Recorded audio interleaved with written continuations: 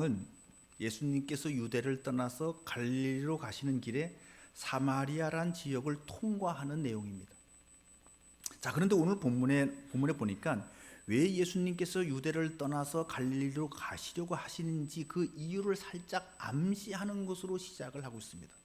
1절을 보겠습니다. 예수께서 제자를 삼고 세례를 베푸시는 것이 요한보다 많다 하는 말을 바리새인들이 들은 줄을 주께서 아신지라. 왜 이런 언급이 필요했을까요? 그냥 곧바로 3절로 시작했으면 될 텐데 3절에서 주어가 딱 생략되어 있으니까 주어로 예수께서 이 말만 딱 첨가해서 예수께서 유대를 떠나서 갈릴리로 가실세 이렇게 4장을 시작하면 전개가 아주 깔끔하게 진행될 수 있을 것 같은데, 그런데 왜 세례 요한에게 가서 세례를 받는 사람보다 예수님께로 가서 세례를 받는 사람이 더 많은데 그것을 바리새인들이 알게 되어서 또 그것을 예수님께서 아시고 그래서 예수님께서 유대를 떠나서 갈릴리로 가게 되었다. 이런 부차적인 설명, 그런 암시를 주는 이런 표현을 왜 하고 있을까요? 세례 요한에게 세례를 받는 사람보다 예수님께 나와서 세례 받는 사람이 더 많이 그래서 생겼던 문제, 그 문제가 뭡니까? 세례 요한의 제자들의 시기와 질투였죠. 그 문제는 세례 요한이 아주 깔끔하게 잘 정리해 주었습니다. 그는 흥하여야 하겠고 나는 쇠하여야 하리라. 아멘. 그렇죠? 예수님은 하늘에서 오시는 분이시기 때문에, 그분은 만물 위에 계시는 분이시기 때문에, 그분은 하나님의 말씀이시기 때문에, 그리고 그분을 믿고 그분을 아는 것, 그분을 사랑하는 것이 바로 생명이고 영생이기 때문에 여자가 낳은 아들 중에서 가장 큰 요한이라 할지라도 그도 역시 피조물이고 그도 역시 예수님을 통해서 생명을 얻어야 하는 존재이기 때문에 그분이 잘되고 그분이 높아지고 그분이 유명해지는 것은 결코 시기와 질투의 대상이 될 수 없다고 세례 요한이 분명하게 잘 설명해 주었습니다. 그것을 우리는 지난주부터 지난주 이 2주에 걸쳐서 잘 살펴봤습니다. 그렇죠? 네. 그런데 어떻게 그렇게 예수님이 점점 흥해야 한다고 하는 것을, 그 흥하는 것을 바리새인들이 아는 것이 뭐가 문제가 된 거죠?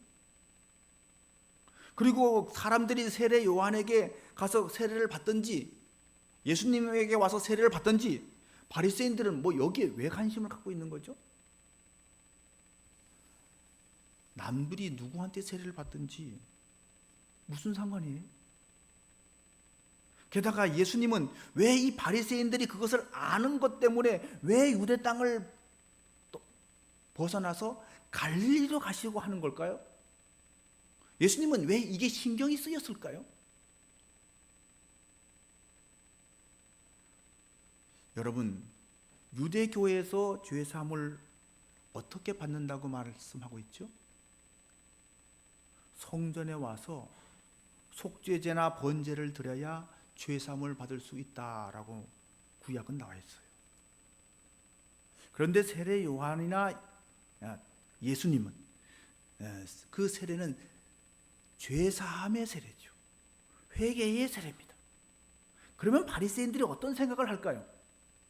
예수님이나 세례 요한이 성전의 권위에 지금 도전하고 있다라고 생각하지 않을까요?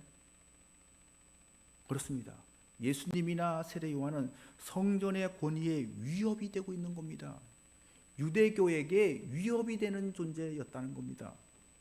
그래서 처음에 바리새인들이 위협의 대상으로 여기고 경계하고 감시했던 사람이 누구냐 하면 세례 요한이었어요. 그런데 가만히 보니까 세례 요한의 세례는 점점점 약해지고 예수님의 세례는 점점 커지는 겁니다. 그것을 바리새인들이 인지했다고 한다면 이제부터는 세례 요한을 향한 어떤 경계, 그를 향한 박해보다도 예수님을 향한 또는 예수님 공동체를 향한 견제나 박해가 더 심해질 것이라고 하는 것을 충분히 예상할 수가 있습니다. 자, 예수님께서 이제 그것을 인식하셨다는 얘기예요. 그것을 아시고. 자, 그렇다면 예수님께서 유대를 떠나신 이유를 여러분 알 수 있겠습니까? 유대교 지도자들, 특히 바리새인들과 더 큰 갈등이나 충돌을 피하기 위해서 유대를 떠나서 갈릴리로 가시려고 하고 있다는 것을 우리는 여기서 알 수가 있습니다. 자, 이것을 요한복음의 표현으로 표현하면 아직 예수님의 때가 되지 않은 거죠. 아직 예수님이 십자가를 지실 때가 되지 않은 것입니다. 그 때가 올 때까지, 그때는 예수님께서 이 지상 사역을 다 완성하실 때인데 그 때를 예수님께서 아직 만들지 않았기 때문에 그 때가 무르익을 때까지 예수님께서 해야 할 사역이 있었기 때문에 일부러 그들을 피하신 것입니다. 여러분, 세례를 통해서 죄 사함을 받느냐, 제사를 통해서 죄 사함을 받느냐, 이것보다 더 중요한 것은 뭘까요? 그 영혼을 살려낼 수 있느냐라는 것 아닌가요? 죄사함의 방식이 어떤 것이냐, 어떤 절차를 거쳐서 죄사함을 받느냐, 이것보다 더 중요한 것은 여러분 변화된 삶을 누리는 것 아닌가요? 내가 어떤 식으로 죄사함을 받느냐, 죄사함의 그것보다 더 중요한 것은 죄사함의 증거, 그렇죠? 변화의 증거를 가지는 것 아닌가요? 다시 말해서 그게 뭡니까? 영생의 삶, 그렇죠? 생명을 얻는 삶, 이것이 죄 사함을 어떤 식으로 받느냐보다 더 핵심적인 문제가 아닌가요? 절차와 의식에만 매달려 있다가 변화된 삶, 영생의 삶을 잃어버린다면 그것처럼 허무한 것이 어디 있겠습니까? 누가 더 권위 있느냐? 세례 요한인가? 예수님인가? 유대인인가? 유대교인가? 누구에게 세례를 받고 어떤 절차로 죄 사함을 받느냐? 이것보다도 여러분 더 중요한 것은 우리가 하나님을 사랑하고 하나님과 사랑의 관계를 맺고 그 은혜 사랑, 그 은혜 가운데 사는 것, 이게 여러분 핵심이 아닌가요? 이걸 위해서 세 사함도 받아야 되고 이걸 위해서 여러분 우리가 회개도 해야 되고 그런 거잖아요. 그러니까 예수님은 이런 이유 때문에 지금 유대를 떠나는 거예요. 절차와 형식에 매여서 생명을 도외시하는 바리새인들을 떠나는 겁니다. 그들과 논쟁하면서 시시비비를 가리는 것보다 더 중요한 것은 지금 절망의 늪에 빠져있는 영혼을 구원하는 일이 더 시급한 일이기 때문입니다. 그래서 어디로 가시는 겁니까? 갈릴리로 가는 거예요. 다시 갈릴리로. 꿈내는 분명히 말했습니다. 다시 갈릴리로. 갈릴리가 어떤 곳입니까? 유대교의 그 엄격한 그것이 좀 덜한 곳입니다. 바리새인들의 그 영향력이 좀 못 미치는 곳입니다. 그들은 유대보다 좀 더 가난했습니다. 그곳은 예루살렘보다 더 낙후되어 있었습니다. 그러나 그들에게 있는 것이 뭘까요? 그들에게는 순수함이 있었습니다. 항아리에 물을 채우라고 하면 순진무구하게 아구까지 다 채우는, 그냥 말씀대로 다 순종하는 단순함이 그들에게는 있었다는 거예요. 그래서 예수님께서 유대를 떠나서 갈릴리로 다시 가시는 겁니다. 갈릴리에서는 가나의 혼인집과 같은 기쁨의 잔치가 있었습니다. 그러나 유대에서는 긴장과 대립만 반복되었습니다. 성전에서 장사하는 사람들의 상을 뒤엎고 바리새인들과 갈등과 마찰만 거기서 일어났습니다. 여기에 매몰되면, 이 갈등과 마찰에만 매몰되면 하나님 나라 복음을 더 많은 사람에게 전할 기회를 잃어버리게 됩니다. 예수님은 갈등을 일으키려고 오신 것이 아닙니다. 영혼을 구원하시기 위해서 오셨기 때문입니다. 그래서 갈등이 점점 증폭될 것 같으니까 예수님은 그 자리를 피해서 처음의 사역지, 처음의 출발지, 가나의 혼인잔치집에서 물이 포도주로 변하는 그런 기적, 그런 기적이 일어나는 생명의 사역지로 예수님은 다시 돌아가는 겁니다. 다른 말로 표현한다면 예수님 사역의 본질로 돌아가는 겁니다. 사랑하는 성도 여러분, 우리 사역의 본질이 어디 있습니까? 시시비비를 가리는 것입니까? 누가 더 권위 있느냐? 누구 세력이 더 세냐? 누구를 더 많이 누가 더 추종자가 더 많으냐? 뭐 이런 것입니까? 아니잖아요. 우리의 사명은 생명을 살리는 겁니다. 우리의 사명은 여러분 영혼을 구원하는 것입니다. 복음이 생명을 살리는 것이기 때문에 바로 그 하나님의 복음을 증거하는 일, 그 본질로 우리도 돌아가야 할 줄로 믿습니다. 예수께서 다시 갈릴리로 가신 것처럼 우리도 다시 갈릴리로, 우리가 다시 가야 할 그 갈릴리를 우리도 찾아야 할 줄로 믿습니다. 사랑하는 성도 여러분, 우리의 갈릴리는 어디일까요? 복음을 더 겸손하게 받아들일 그 사람, 복음에 더 빨리 반응하여 변화될 그 사람, 우리도 그 갈릴리로 향할 수 있는 은혜가 있기를 주의 이름으로 축원합니다. 아멘. 자, 오늘 본문에서 또 하나 던질 질문이 있습니다. 바로 1절과 2절 사이의 그 충돌의 내용이에요. 자, 1절에서 예수께서 제자를 삼고 세례를 베푸시는 것이라고 했습니다. 그런데 2절에 보니까 예수께서 친히 세례를 베푸신 것이 아니요 제자들이 베푼 것이다 그랬어요. 자, 앞에서 언급을 지금 정정하고 있는 것이죠. 어느 것이 사실이죠? 예수께서 세례를 베푸신 것입니까? 아니면 제자들이 세례를 베푼 것입니까? 자, 1절을 가만히 보면 1절은 소문입니다. 소문. 바리새인들이 들은 줄 아시고, 그렇죠? 예수께서 세례 요한보다 세례를 더 많이 베풀고 있다고 하는 소문이 났다는 얘기예요. 소문.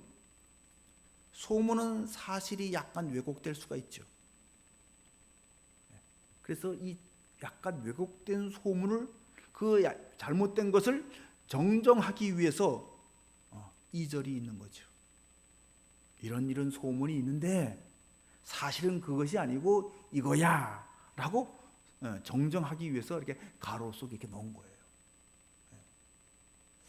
그러면 왜 이런 소문이 났을까요? 예수님의 제자들의 세례는 모두 예수 이름으로 행하기 때문에 이런 소문이 나는 거예요. 그렇죠? 세례 요한의 세례는 요한 자신이 직접 행하는 것이지만 예수님의 그 세례는 예수님이 행하는 것이 아니죠. 제자들이 행하는 것이죠. 그런데 제자들이 누구 이름으로 하는 겁니까? 예수 이름으로 행하는 거예요. 세례 요한의 세례는 요한 자신의 경건성, 요한 그 자신의 거룩성, 요한 그 사람의 그 영성에 근거해서 세례를 주고 있지만 예수님의 제자들의 세례는 바로 예수 그리스도의 은혜, 예수 그리스도의 십자가와 부활 사건에 근거해서 세례를 주는 거예요. 맞죠? 네. 자, 그런 점에서 예수님의 제자들은 세례의 집례자 또는 세례의 매개자일 뿐 그 세례의 효력은 누구 때문에 효력이 있는 거예요? 예수님 때문에. 아멘. 예수님 때문에 세례의 효력이 있는 거예요. 이게 예수님께서 직접 세례를 베푸시는 것처럼 이게 소문이 날 수밖에 없죠. 이렇게 되니까. 그렇습니다. 세례의 효력은 누가 세례를 주느냐에 있는 것이 아니라 우리를 위해서 십자가를 지시고 죽으셨다가 부활하신 예수 그리스도께 있는 줄로 믿습니다. 아멘. 자, 그러므로 12 제자 중에서 누구에게 세례를 받았느냐가 중요한 것이 아니에요. 누구에게 받았든지 예수 그리스도에게 속했느냐, 세례받고 나서 예수 그리스도와 연합했느냐가 중요한 겁니다. 그런데 사람들은 어떻게 생각할까요? 내가 누구 이름으로 세례를 받았느냐, 이것보다도 내가 누구에게 세례를 받았느냐, 여기에 관심이 더 많을 때가 있어요. 고린도 교회가 그 대표적인 예입니다. 고린도 교회는 이 일로 교회 파가 갈라졌어요. 그래서 막 싸우고 분란이 일어났습니다. 고린도전서 1장 12절 15절 말씀인데 화면을 보시기 바랍니다. 저하고 1절씩 한 절씩 교독하시겠습니다. 12절부터 15절입니다. 내가 이것을 말하거니와 너희가 각각 이르되 나는 바울에게, 나는 아볼로에게, 나는 게바에게, 나는 그리스도에게 속한 자라 한다는 것이니,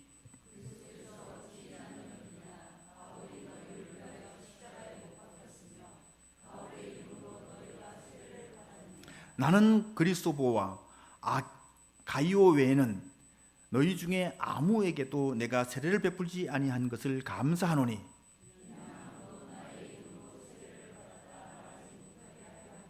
아멘. 누구 이름으로 세례를 받았다고 하지 못하게 하려고? 나의 이름으로. 네. 여러분, 나는 누구에게 세례를 받았으니까 나는 누구파다, 이렇게 해서는 안 된다는 거예요. 다시 말해서 나는 어느 목사님에게 세례를 받았으니까 그 목사님 파다, 그 목사님께 소속됐다, 이렇게 말할 수 없다는 얘기예요.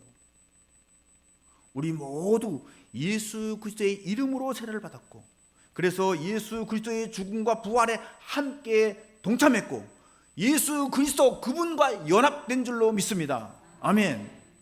나는 장로교에서 세례를 받았으니, 나는 감리교에서 세례를 받았으니, 나는 침례교에서 세례를 받았으니, 나는 순복음에서 받았으니, 나는 성돌교에서 받았으니, 여러분 그거 중요한 게 아니에요.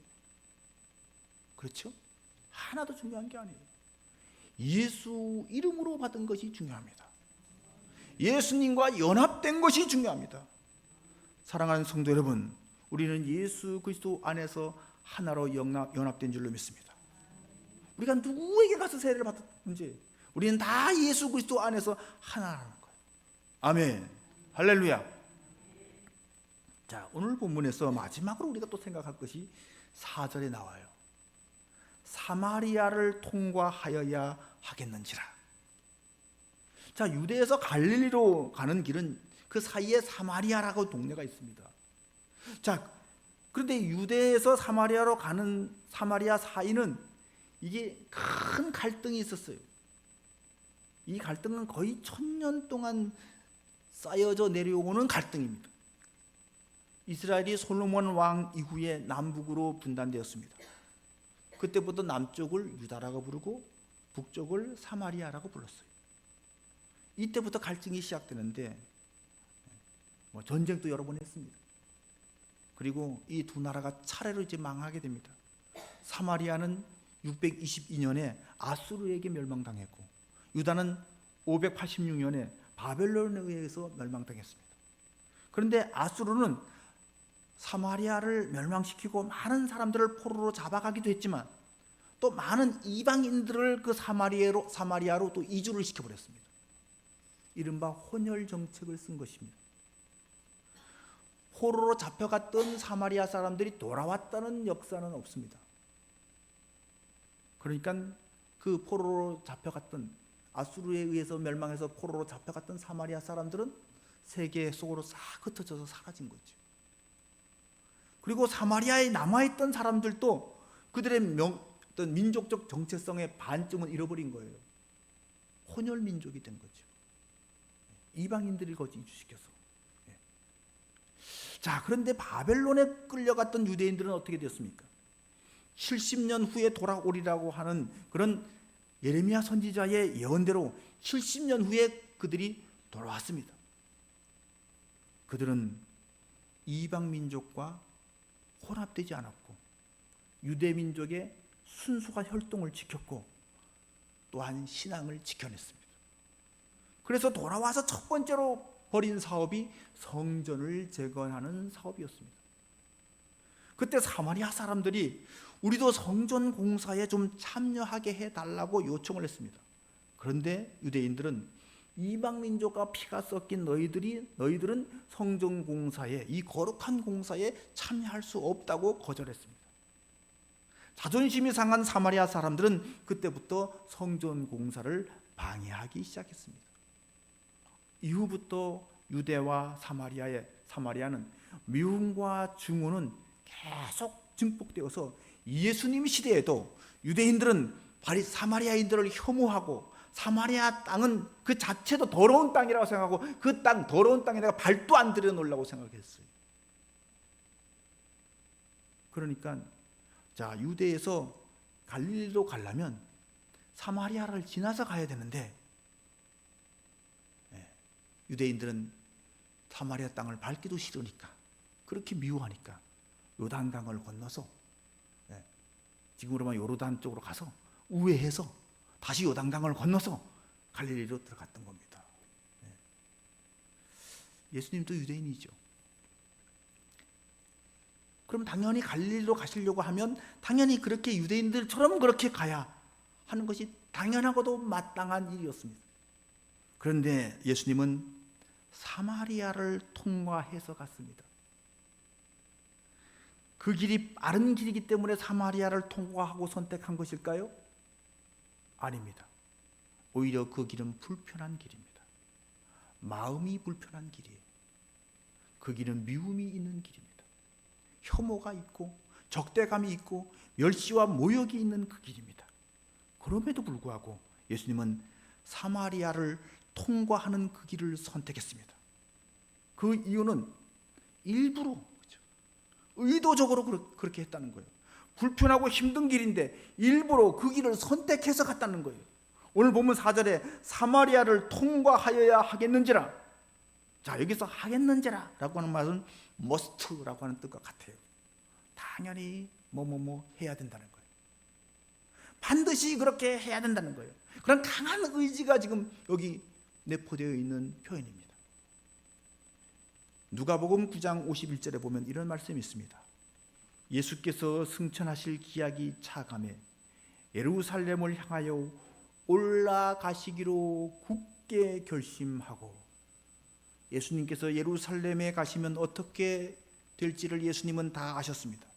예루살렘에 올라가시면 십자가에 달려 죽으실 것을 예수님은 다 아시고 그 죽음을 결심하고 예루살렘을 향해서 올라갔다는 거예요. 그것이 굳게 결심하고 이 강한 의지를 여기서 표현하는 거죠. 동일하게 오늘 사마리아를 통과하여야 하겠는지라, 이 말도 역시 예수님의 그런 강한 의지를 지금 표현하고 있는 말씀입니다. 자, 그런 예수님의 강한 의지, 그 하나님의 강한 의지를 이사야 선지자는 뭐라고 표현했는지 아십니까? 그걸 가리켜서 하나님의 열심이다 라고 표현했어요. 이사야 9장 7절입니다. 만군의 여호와의 열심이 이를 이루시리라. 아멘. 하나님의 강한 의지, 하나님의 열심이, 말씀이 육신이 되어서 오시는 성육신의 사건을 일으켰습니다. 하나님의 행하시는 열심이 우리의 구원을 이루었습니다. 굳게 결심하시고 우리를 찾아오시는 그 하나님의 결심이 우리를 하나님과 화목하게 만들었습니다. 예수님께서 이 땅에 오시기 전에 우리는 약속 밖에 있었고, 우리는 하나님께는 외인이요 원수였는데, 예수님께서 우리에게 오셔서 그 막힌 담을 헐어주셨고 없는 길을 만들어주셨고 갈 수 없는 길을 열어주셨기 때문에 우리는 하나님과 화목하는 존재가 되었습니다. 이것을 여러분 에베소서 2장 14절 15절에서 바울은 이렇게 표현했습니다. 그는 우리의 화평이신지라 둘로 하나를 만드사 원수된 것 곧 중간에 막힌 담을 자기 육체로 하시고 이 둘로 자기 안에서 한 세 사람을 지어 화평하게 하시고 또 십자가로 이 둘을 한 몸으로 하나님과 화목하게 하려 하심이라. 아멘. 자, 오늘 본문 사마리아를 통과하여야 하겠는지라, 이 말씀이 바로 원수같이 여기는 사마리아도 화목하게 하기 위해서, 그들도 화해시키기 위해서, 그들도 버려진 사람이 아니라 품어야 할 사람으로 알게 하기 위해서 주님은 높은 마음의 장벽을, 그것을 다 허물어뜨리기 위해서 사마리아로 가신 겁니다. 아멘. 결론을 맺겠습니다. 누가 더 크냐? 누가 더 거룩하냐? 어떤 방법으로 죄사함을 받느냐? 누가 세례를 주었느냐? 이거 중요합니까? 우리는 왜 여러 가지 이 자기 생각을 가지고 서로에게 담을 쌓고 있는 걸까요? 그렇죠. 자기 생각을 가지고 서로를 향해 담을 쌓고 살아가는 게 우리들의 삶이에요. 왜 우리는 어떤 사람은 멸시하고 어떤 사람은 업신여기고, 왜 우리는 내가 업신당함을 여겼다고, 내가 무시를 당했다고, 내가 차별을 받았다고 서로를 향해서 왜 우리는 비난하며 살아야 하는 겁니까? 우리에게 조금이라도 그런 마음이 있어서 누구와 척을 지고 누구와 담을 쌓고 있다고 한다면 주님을 바라보십시오. 다시 갈릴리로 갈 수 있길 바랍니다. 주님이 다시 갈릴리로 가신 것처럼 다시 갈릴리로 가야 합니다. 다시 말해서 본질로 우리가 돌아가야 된다는 얘기예요. 가는데 그냥 가지 마시고 사마리아를 통과해서 가십시오.